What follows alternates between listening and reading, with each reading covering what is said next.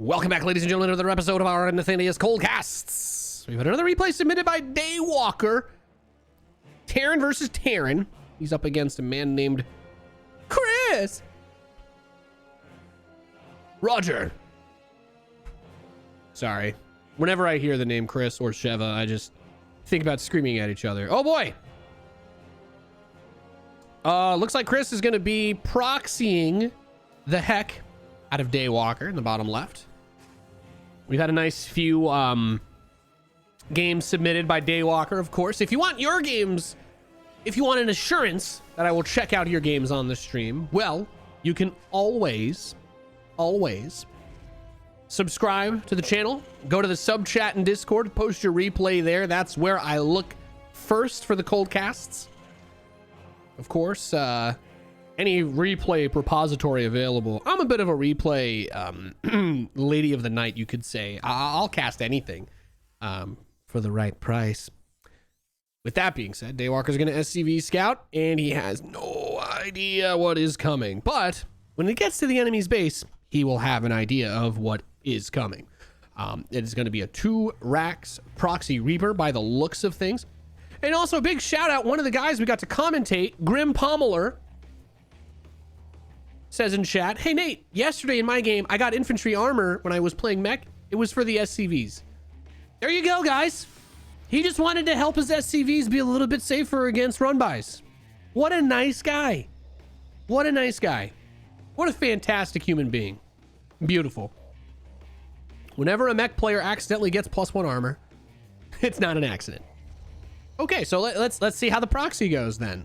Wait, he's not okay. It took him a little while to start the second Reaper there. And this SCV, Daywalker knows something's up. This SCV comes up the ramp. He starts the bunker. Now Daywalker does have his own Reaper about to pop, and he's gonna have to deal with 2 Reapers from Chris. Also, thank you Nova for the 10-month resub. Love you, buddy. Let's see what Daywalker can do. It's a 1v1. 1v1 me mid. I'll meet you on B site. Now, if he could kill this Reaper before it gets away, that would be massive. But he won't. Okay, tragedy. Tragedy. Well, his second Reaper is almost out. So, Daywalker is going to go into the bunker. And he's thus so far held it off. Now he starts the Hellion. Well done. This is a pretty good reaction, right? You always want to try to get a bunker, block the Reapers from coming into your base. On a map like this, there's a lot of places they can come from. Don't be scared to pull SCVs.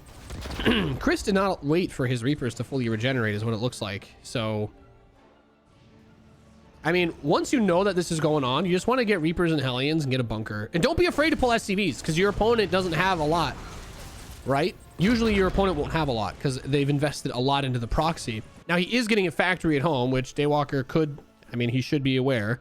I'm not sure if he's looking over there, but you know what? Screw it. Let's look at his vision.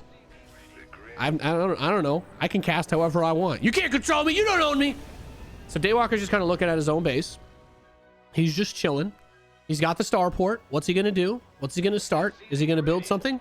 Oh, the Reapers are coming back. So he does boot up a Liberator as the Reapers come back into his base. But he's got 2 Hellions now, which should help him to be able to defend against this. I'm mostly just curious if he's going to look at the factory. He may have already looked at it. But I don't know. He's sent SCVs to repair. I don't hate it.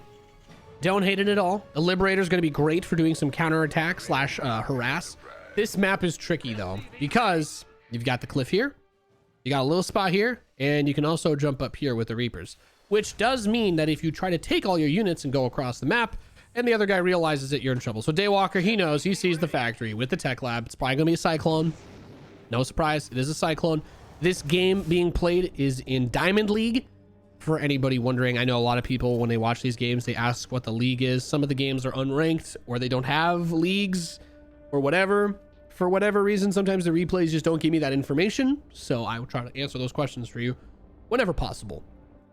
It's a lot of Reapers. This command center is going to finish. So since the Cyclone is also about to finish, I don't think Daywalker's Liberator is going to be able to get too much done here. Cyclone is, yeah, no, he's just going to send everything up. Liberator locks on to the main base, kills an SCV. And another one. So 2 SCVs for the Liberator. Not really what you're looking for. Worker count is very similar between the two players, but he did also see that the Reapers are at home, which means he can move out with his Reapers and Hellions. So it's possible that he carves himself out a nice little harassment opportunity because he's got another Liberator going. Maybe he sends that around. But I mean, all things said and done, when I'm trying to get a picture of what's happening in this game, it does seem pretty even.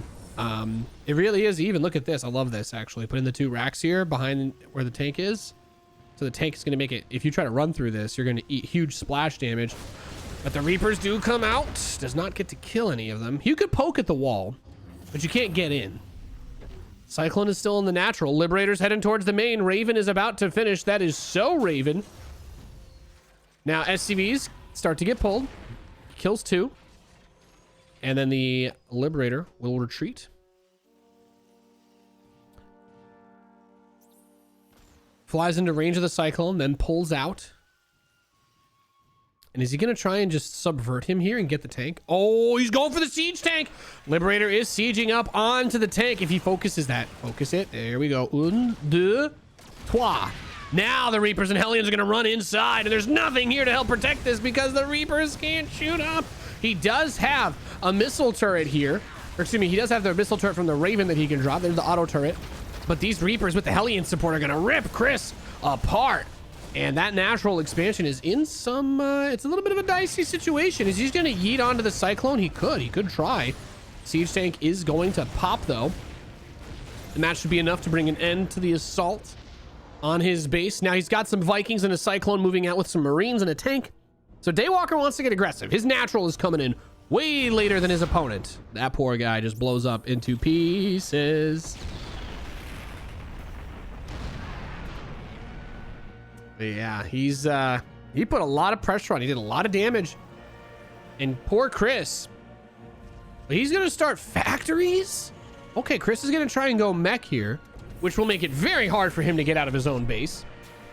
Meanwhile, Daywalker going to be playing the role of the bio memer in this game. And he did take his natural quite a bit later, but he's done enough damage to keep the worker count close. So that's fine. And now the Vikings are here. There's no anti-air. Oh, the Cyclone's dead. No. Oh, he's going to land the Vikings onto the tanks. That's not what I expected him to do, but Vikings do a lot of damage. Oh my God, the siege tank shooting Chris's own Vespine Geyser. Okay, both tanks killed. And now Daywalker's got a tank sieging outside of his base. He says, hacker, you're a hacker, man. You moved my tank. What? Does he think he moved? Okay. You know, when people talk about hacks, you're like, oh yeah, he was watching the map. He had the mini-map hack, or I don't know, split hack. But he's like, you moved my siege tanks. Like, I killed it with a lib. With a cloaked lib? Where it is, question mark. He's pinging it. He's pinging it. He's pinging. You can't see your opponent's pings. The only people stay in time.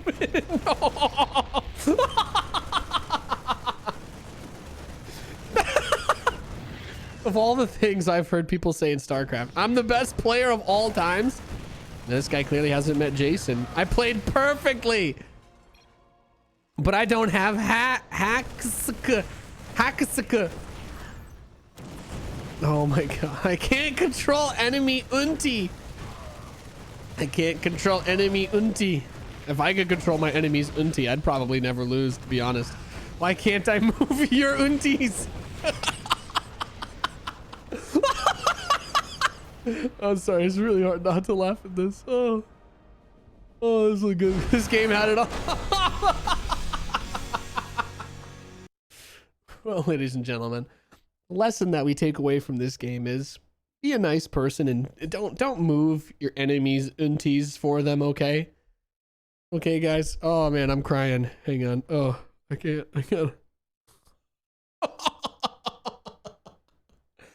That was fantastic. That was absolutely fantastic.